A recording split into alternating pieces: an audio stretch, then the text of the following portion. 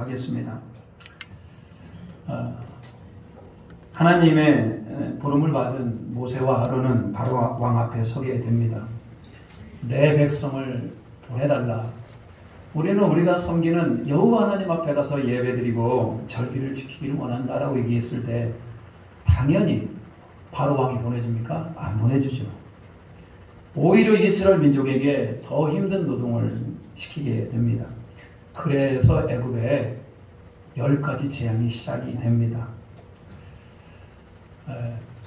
한번 제가 그림으로 준비해봤어요. 첫 번째 재앙입니다. 첫 번째 재앙은 나일강이 피로 번집니다. 변하게 됩니다.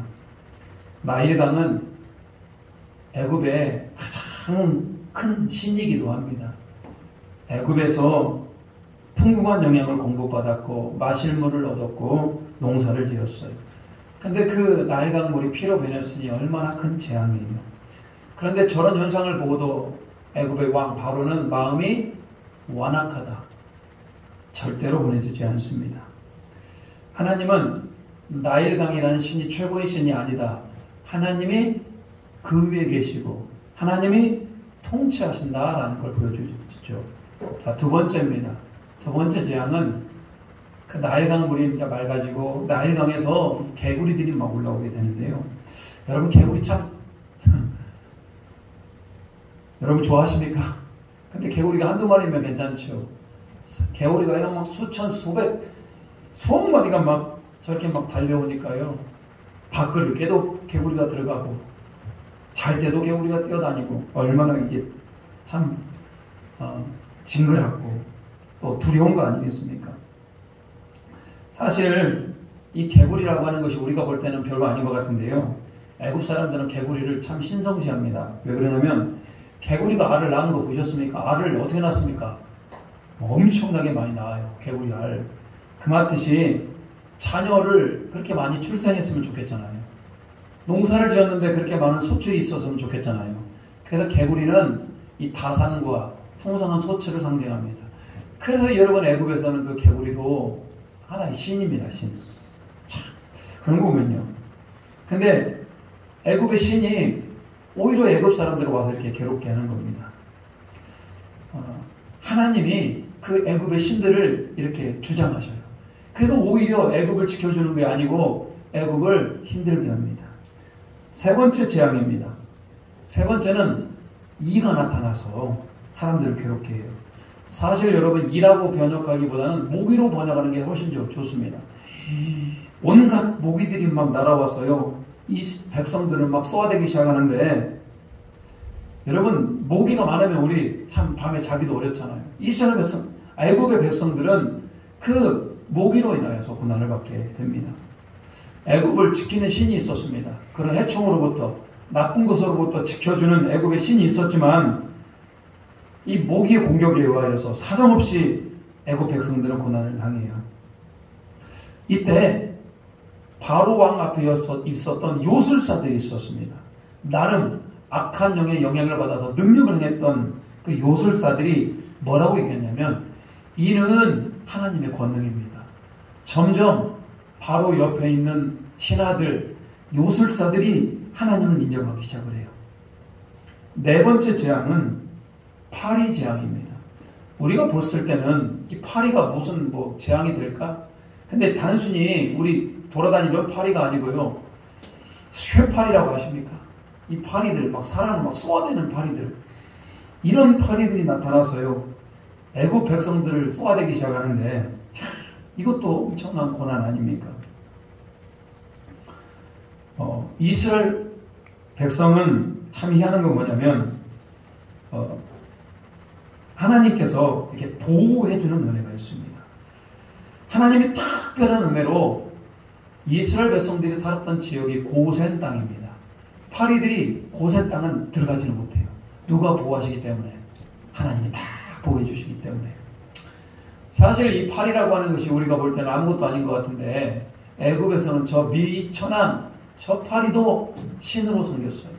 그냥 애굽인 온갖 천하 만물을 다 신으로 섬겼던 참 이 범신론 국가입니다. 이렇게 해도 파리가 돌아다니고 모기가 돌아다니고 이렇게 해서 개구리가 돌아다니고 해서 백성들이 힘들고 어렵지만 그걸 잘 알고 있었던 애굽의 왕 바로는 이 마음이 완악해서 이스라엘 백성들을 보내주지를 않는 겁니다. 바로가 정신을 못 차려요. 이렇게 해서 다섯 번째 재앙은 돌림병입니다. 저 짐승들, 가축들 돌림병이 돌아서요. 그 돌림병 때문에 쓰러지고 죽고 이런 어려움을 당하게 됩니다. 여러분, 가축들이 얼마나 필요합니까? 가축들은 농사를 지을 때 소 같은 것들 보십시오. 얼마나 농사하는데 유익합니까? 뿐만 아니라 저들은 또 많은 고기들을 인간에게 주는 거 아닙니까? 애굽에 있어서 저 가축들도 굉장히 중요했어요. 그래서 그들은 저 가축을 보호하는 신이 있었습니다. 가축을 보호하는 신이 있으면 뭐합니까? 하나님이 돌림병을 돌리자 저 가축들이 쓰러지게 되고 저 가축들을 더 이상 먹을 수가 없게 되는 겁니다. 하나님 앞에서 애굽의 신들은 다 이렇게 하나같이 무능합니다. 하나님 앞에서 아무것도 아니에요. 그런데 이스라엘의 가축들은 어떻습니까? 하나님께서 고센 땅을 딱 보호하시니까요. 하나도 죽지 않습니다. 우리는 여기에도 분명히 비교가 됩니다. 애굽 사람들과 이스라엘 사람들. 하나님의 보호가 없는 것과 하나님 보호가 있는 것이 명확하게 구분이 돼요. 애굽에 있는 모든 백성들은 그것들을 다 보고 있었습니다. 어서 이스라엘 백성들을 빨리 내보내라고 그들이 강력히 요구하지 않았겠습니까? 그래도 애굽의 최고의 지도자 바로는 마음이 강팍합니다. 완악합니다. 하나님이 그렇게 내린 저주 가운데에서도 진노 가운데서도 그는 여전히 고집을 부려요. 참 강심장이죠. 나라는 이렇게 망해 가는데. 애굽에 내린 여섯 번째 재앙은 악한 종기입니다. 이제는 동물을 가축을 공격했던 거에서 이제는 사람을 이제 공격을 해요. 여러분, 사람에게 종기 같은 거 하나 나면요, 엉덩이에 종기 하나 나면 앉기도 힘들어요. 발바닥에 종기가 나면 걷는 것도 힘들어요. 그런 종기가들이 머리부터 발끝까지 막 나서 사람을 괴롭게 하는데 얼마나 애국 백성들이 힘들었겠습니까? 우리는 성경에 욥이라는 사람을 잘 알고 있는데 그가 머리부터 발끝까지 이런 종기 같은 악성 종기들이 나서 그렇게 힘들었던 거 아니에요. 지금 애국 백성들이 다 그렇게 되는 겁니다. 근데 애국은 치유의 신을 섬겼어요. 자기 나름대로 백성들을 치유하고 악한 종기로부터 자기를 보호해주는 신이 있었습니다. 그런 신이 있으면 뭐합니까? 저렇게 악한 종기를 하나님께서 보내니까요, 아무런 힘을 못 써요. 그냥 그 종기 가운데 그대로 고통을 당하는 겁니다. 일곱 번째 재앙은 우박 재앙입니다. 하늘에서 막 우박이 떨어지게 되는데, 여러분, 단순한 우박 같으면 그냥 집에 숨으면 되고 나무 밑에 숨으면 안전한 거 아니에요? 근데 성경에 보니까요, 그냥 우박만 떨어진 것이 아니고 그 우박에 저 불이 막 섞여서 막 떨어집니다. 막 불처럼 막 우박이 내려요. 불과 함께. 나무들이 탔고요. 나무들이 우박에 의하여 꺾어지고 부러졌습니다. 그래도 이렇게 나라가 망해가는데 바로는 여전히 완악하다. 여덟 번째 재앙입니다. 여덟 번째 재앙은 메뚜기 재앙입니다. 지금도 아프리카나 이런 남아메리카에 보면 이 메뚜기 늑대들이 등장을 합니다. 메뚜기는 온갖 나무들 그리고 식물성인 것들을 다 갉아서 먹어버립니다. 그게 남는 게 없어요. 돌하고 쇠붙이 같은 것들만 남고 나머지를 다 메뚜기가 먹어버리니까요. 이거 재앙 중에 재앙 아니겠습니까? 이스라엘 백성은 그런데 그 메뚜기 때로부터 보호를 받아요. 애굽을 지켜주는 신은 어디 갔어요? 도대체 애굽의 신들은 다 뭐하고 있습니까? 하나같이 하나님 앞에 다 무릎을 꿇게 돼 있는 겁니다. 아홉 번째 재앙은 흑암이 있습니다. 태양빛이 떠올랐는데요, 그 태양빛이 가려져요. 더 이상 낮이 되지 않습니다. 밤입니다. 태양은 애굽에서 숭상했던 최고의 신 중에 하나입니다. 태양신, 얼마나 위대한 신입니까? 그런데 그 태양이 빛을 잃어요. 얼마나 두려워요. 자기들이 그렇게 의지하였고 변함없는 태양이었는데 도저히 일어날 수 없는 일을 일어났어요. 그러면 마음을 풀고 이스라엘 백성들을 보내줘야 될 거 아닙니까? 근데 완악한 건 대책이 없는 겁니다. 대책이 없어요. 마지막 재앙까지 오게 됩니다. 마지막 재앙은 모든 태어난 것, 첫 것들, 사람이든 짐승이든 가축이든 처음 태어난 장자, 수컷들은 다 죽는 재앙이에요. 이제 바로는 마음이 완악하여서 이 마지막 재앙 앞에서도 모세의 말을 듣지 않습니다. 애굽은 믿고 있었습니다. 애굽을 지키는 신, 특별히 자기 아들을 지키는 신 오시리스와 이시스라는 신이 있어요. 수많은 신들 가운데 그래도 이 신만은 내 아들을 지켜줄 것이다. 애굽의 왕 바로는 그렇게 생각을 했어요. 그렇지만 신하들은, 요술사들은 두려움에 떨고 있어요. 왜? 하나님은 반드시 말씀하시면 그대로 이루셨기 때문에. 이번에 마지막으로 장자 죽음도 그렇게 될 것을 믿고 두려움에 떨고 있었어요. 마지막 재앙을 보면서요, 하나님은 이스라엘 백성들에게 아주 의미 있는 일을 하셨어요. 왜? 이 마지막 재앙은 이스라엘 민족에게 뿐만 아니라 저와 여러분에게 굉장히 의미 있는 재앙이고 또 유월절이라는 절기가 만들어졌기 때문에 그렇습니다. 오늘 이 마지막 재앙을 보면서요, 좀 더 깊이 좀 생각해 보도록 하겠습니다. 가장 먼저 하나님께서 이 마지막 재앙을 내리시기 전에 무엇을 했을까? 2절입니다. 2절. 자, 12장 2절.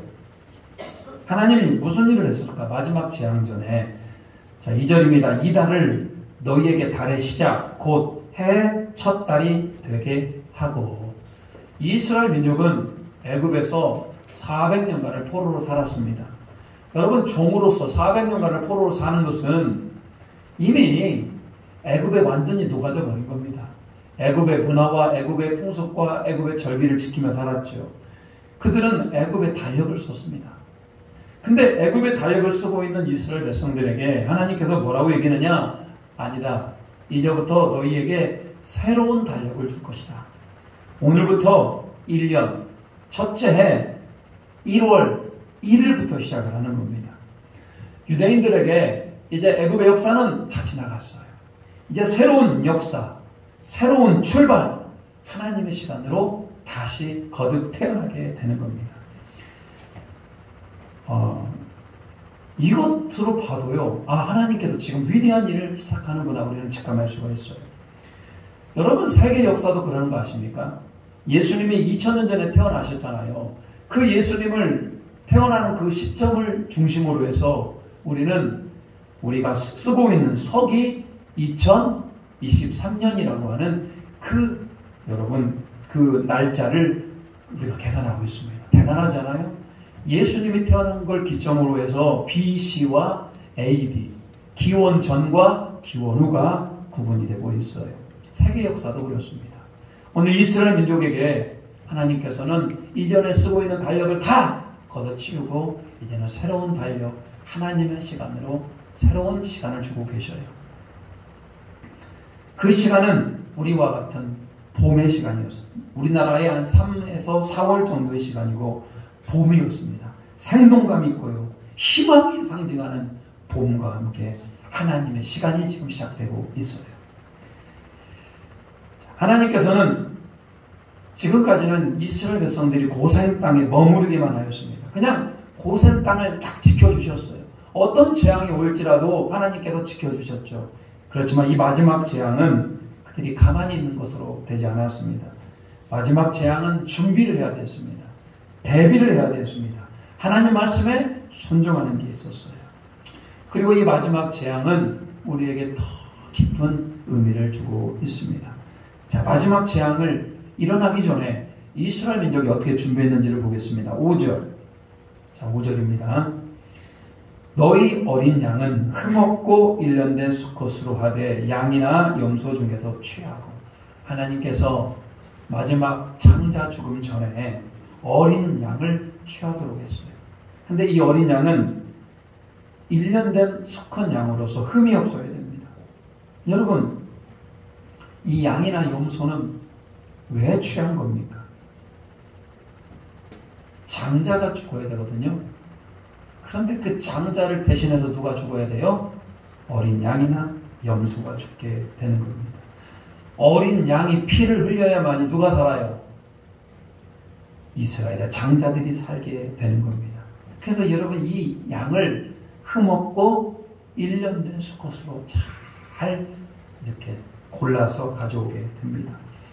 16절 같이 한번 읽어보겠습니다. 6절. 자, 6절입니다. 6절 시작. 이달 열 나은 날까지 간직하였다가 해질 때에 이스라엘 회중이 그 양을 잡고, 하나님께서 이 일을 할 때 있어서 참 독특한 시간을 주셨는데, 양을 우리 집으로 가져오는 것은 1월, 하나님께서 새로운 시간을 주셨잖아요. 1월 10일 이제 1년 된 어린 양을 이렇게 집으로 가져와요. 그리고 이 양을 4일간을 집에 둡니다. 그리고 이 양은 언제 잡아요? 14일 날 잡아요. 그러면 양을 집에 며칠간이나 보관해야 됩니까? 4일간이나 보관해야 돼요. 4일간 보관하면서 그에게 먹을 것도 줘야 되고 물도 줘야 되고 그를 길러요. 여러분 같으면 그 양을 보면서 무슨 생각을 하겠습니까? 이거 양 예쁘다 이럴 겁니까? 어떨 것 같아요? 이거 잘 먹는데 그럴 겁니까? 막 풍성하게 막 배불리 먹이겠습니까? 저 같으면요, 그 양을 보면서요, 참 많은 생각을 하게 될 거예요. 원래는 그 누가 죽어야 되는 겁니까? 지금 10가지 재앙 앞에, 10번째 재앙, 장자 죽음 앞에서는 장자들이 죽어야 하잖아요. 근데 그 양이 지금 대신 죽는 거 아니에요? 아마 그 장자들이 그 양을 보면서 이렇게 얘기했을 겁니다. 양아, 미안하다. 내가 죽어야 되는데 네가 죽는구나. 미안하다. 어머니들은요, 양아 미안하다. 내 아들이 죽어야 되는데 네가 죽는구나. 고맙구나. 아마 이 4일간은 그런 양과 어떤 이런 인격적인 대화를 하는, 양을 바라보는 시선이 아마 그런 시선입니다. 시간이 되었어요. 이제 14일 날 7절입니다. 그 피를 양을 먹을 집 좌우 문설주와 임방에 바르고, 이제 그 어린 양, 이제 1년밖에 되지 않은 그 어린 양을 잡아요. 피를 뽑아요. 그 피를 문 임방과 문설주에 쫙 발라요. 그게 하나님의 명령이었잖아요.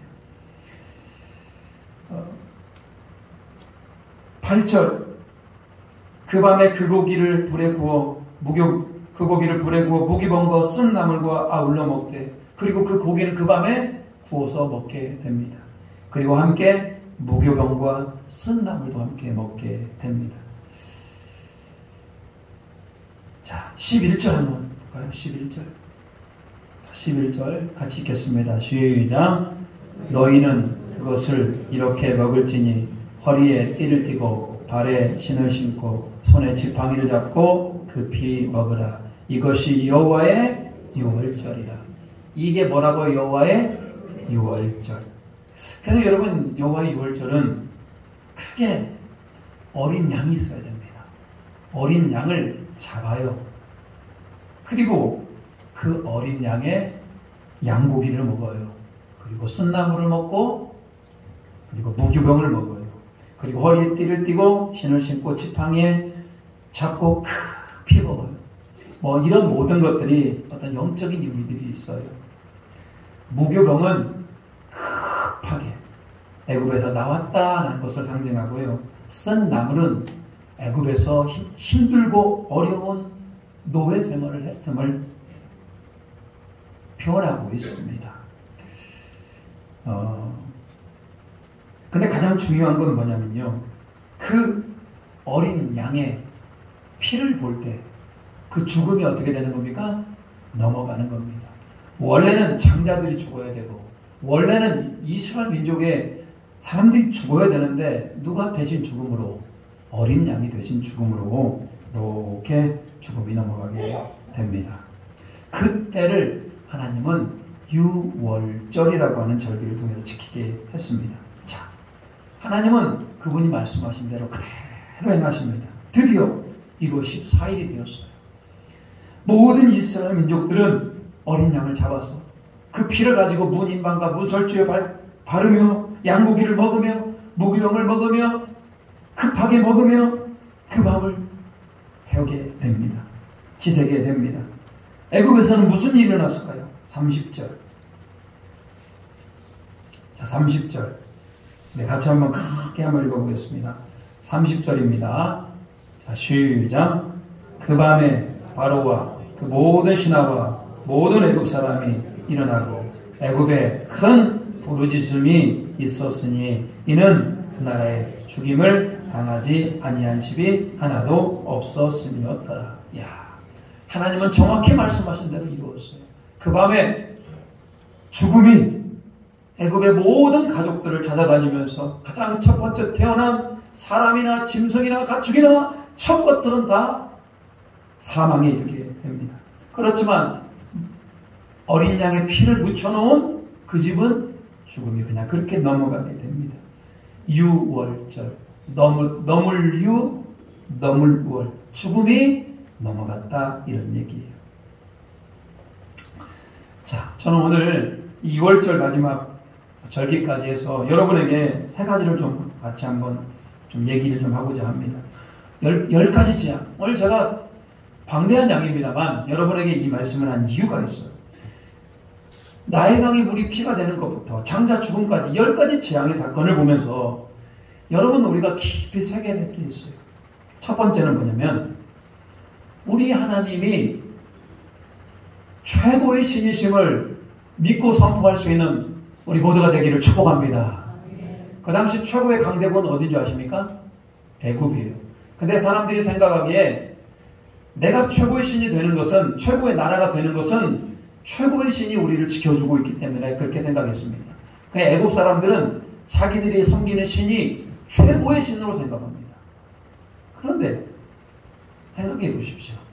하나님이 그 애굽의 최고의 신들을 그냥 사정없이 다 무찔러 버리지 않습니까? 나일강 피로 물들이게 합니다. 태양 어두워지게 합니다.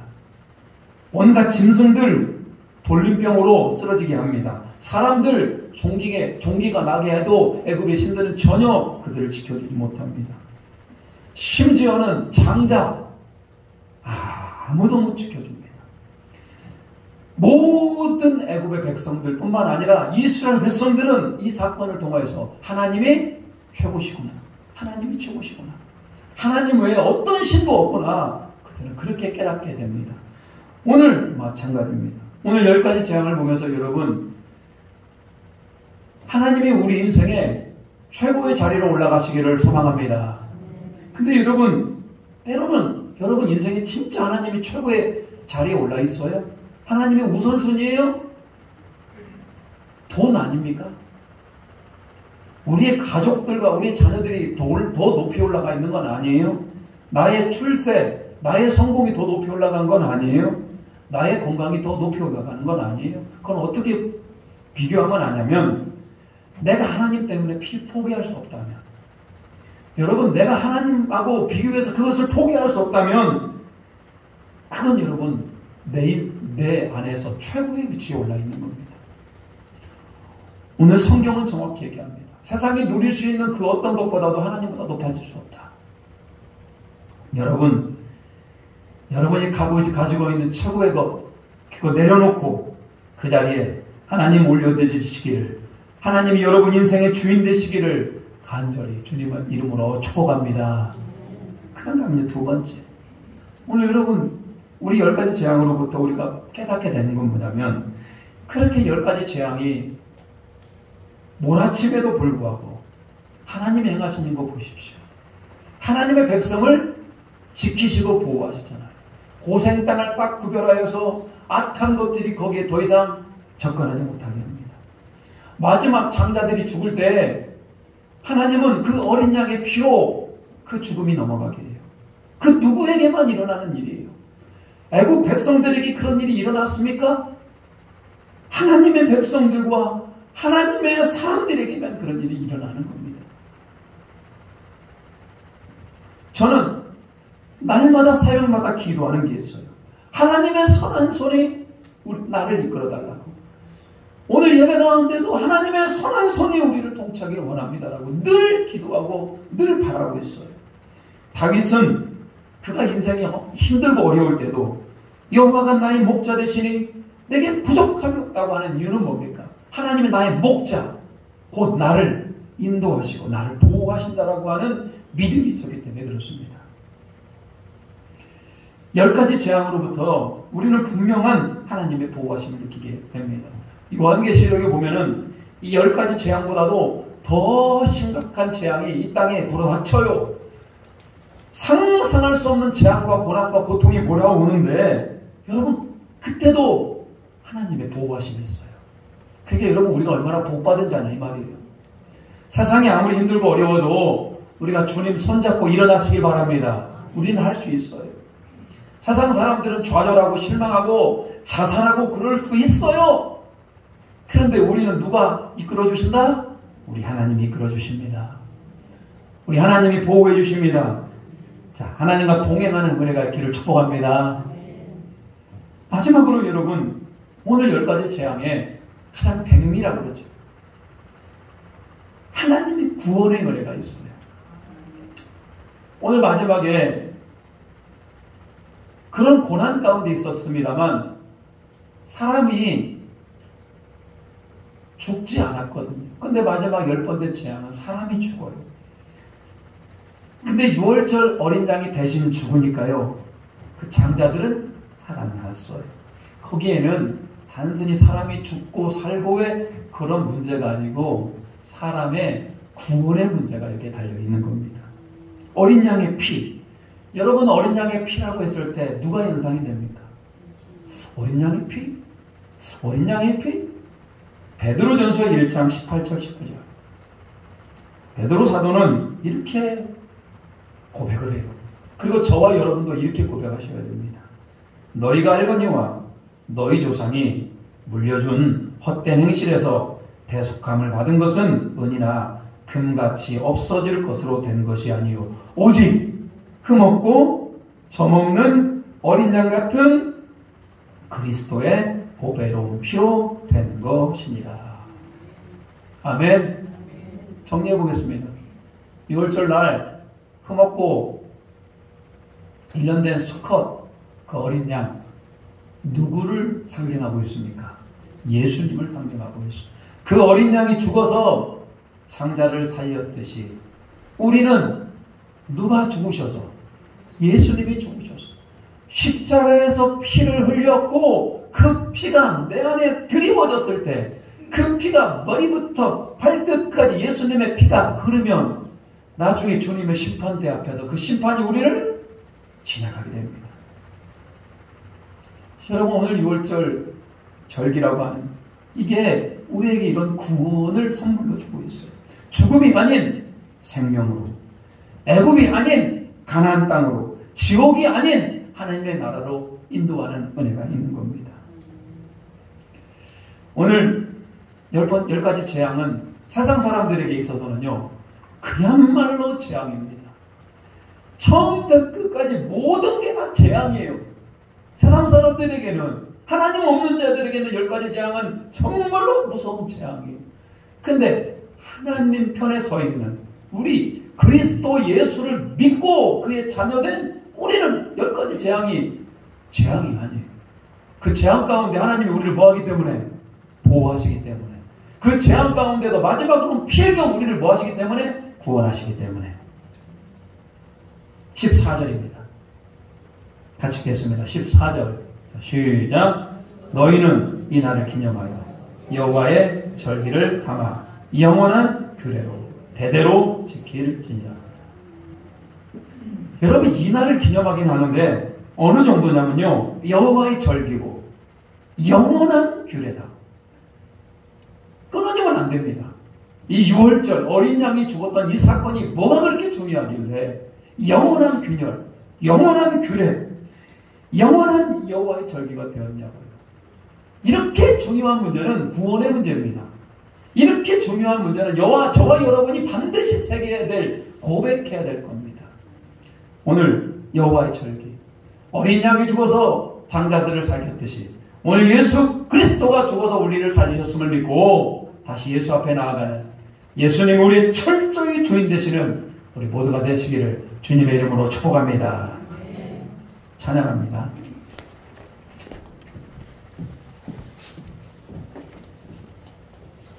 죽임당하신 어린 양 누굽니까? 요한계시록에는요 그런 표현들이 많이 나와요. 죽임당하신 어린 양, 능력과 부하와 힘과 존귀와 영광, 그분이 예수님이셔요. 찬양받기 합당하신 그분을 찬양하도록 하겠습니다.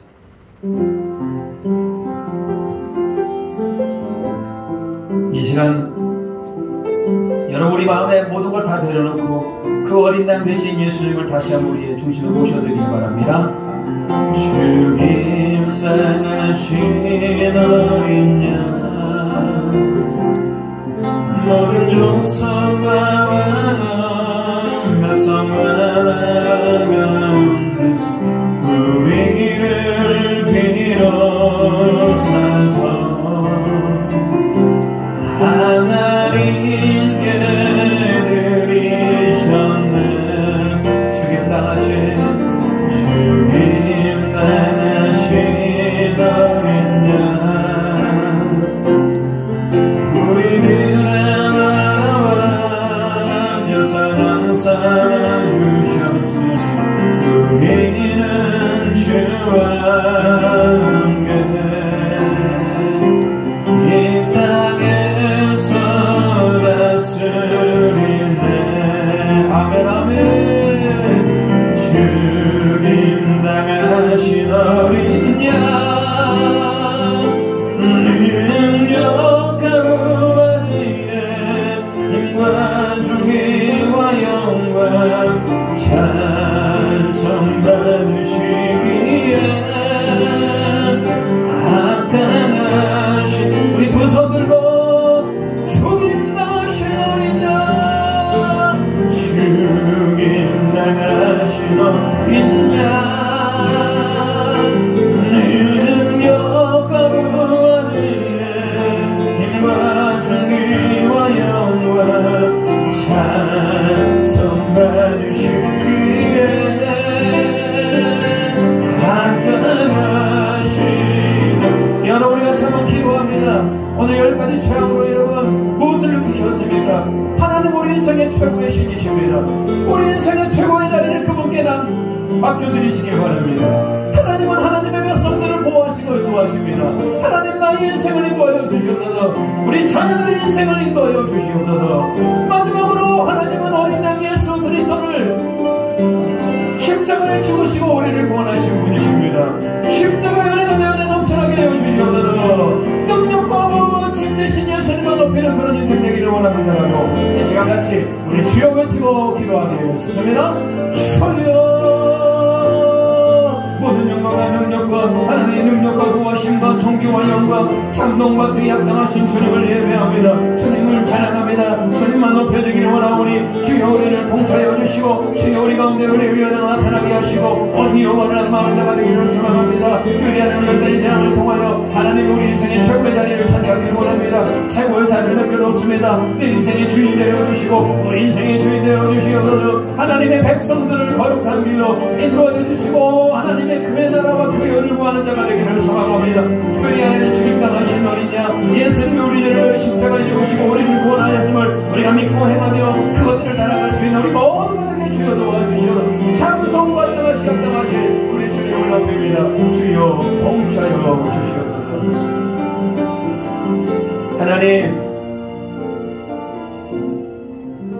하나님을 모르는 자들에게 10가지 재앙은 비참한 최후였었고 필경 멸망하는 길이었으나 하나님을 경외했던 자들에게는 10가지 재앙은 하나님이 최고의 신임을 인정하는 자리이고 하나님이 우리 인생을 이끌어감을 인정하는 자리이고 우리를 구원하는 자리였음을 다시 한번 우리가 깨닫게 됩니다. 특별히 하나님 죽임당하신 어린 양 우리 주 예수 그리스도를 우리 마음에 새기며 그분의 뜻대로 행할 수 있는 그분이 주인되는 놀라운 은혜가 우리에게 나타날 수 있도록 주여 도와 주시옵소서. 예수님의 이름으로 기도 올리옵나이다. 아멘. 265장 부르시면서 예물 드리시겠습니다.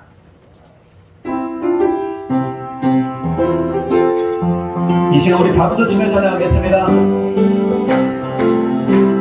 주 십자가를 지심으로 죄인을 구속하셨으니 그 피를 먹어 믿는 자는 주님의 된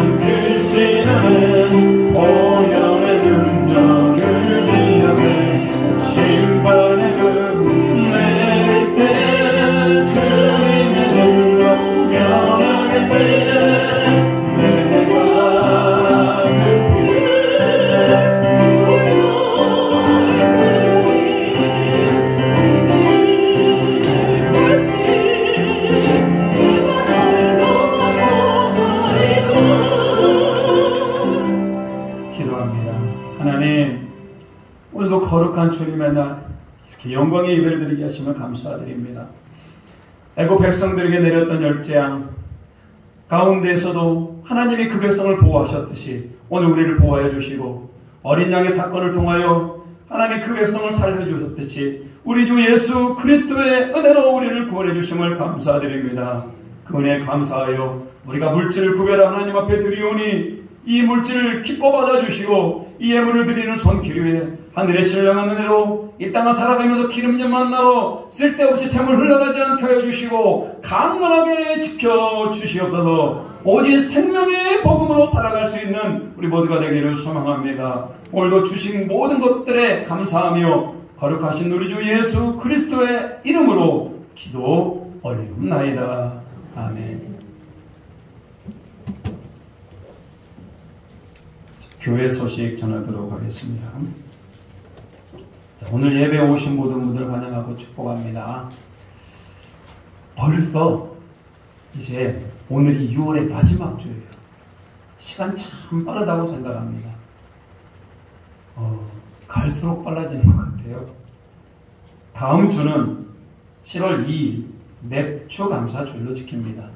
우리 1년에 2번 감사절이 있어요. 7월 첫 주에 맵추 감사절이 있고요. 11월 셋째 주에 추수 감사절이 있습니다. 상반기 동안 인도하신 하나님의 은혜를 기억하며 감사하는 주일이 되기를 바라고요. 여러분이 마음을 다해서 하나님 앞에 나아가기를 원합니다. 오늘 정기 당회 찬양 예배 후에 있고요. 식당, 찬양대실, 지하 교육부실, 냉난방기를 설치했습니다.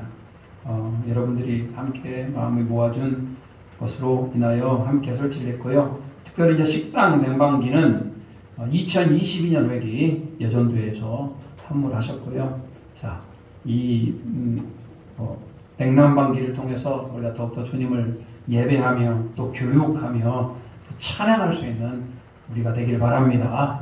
자, 우리 옆 사람과 한번 인사하도록 하겠습니다. 일어나서 인사하도록 하겠습니다.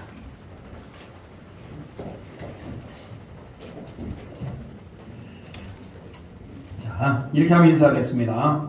자, 당신 안에 예수님이 주인 되길 바랍니다. 자, 또 하나 할까요? 영원히 예수님을 전하는 사람 되길 바랍니다. 네, 결단합니다.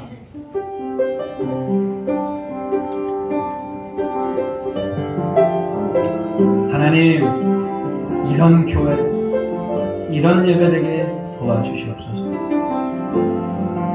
우리에게 소원이 하나 있네. 주님 다시 오실 날까지 우리 가슴에 새긴 주의 십자가 사랑 나의 교회를 사랑해 하네. 주의 교회를 향하는 이 마음 인생과 고기와 탄과 고난 하물며 죽음조차 우릴 막을 수 없네. 우리 교회를 이 땅에 교회를 교회에게 예배해 눈에서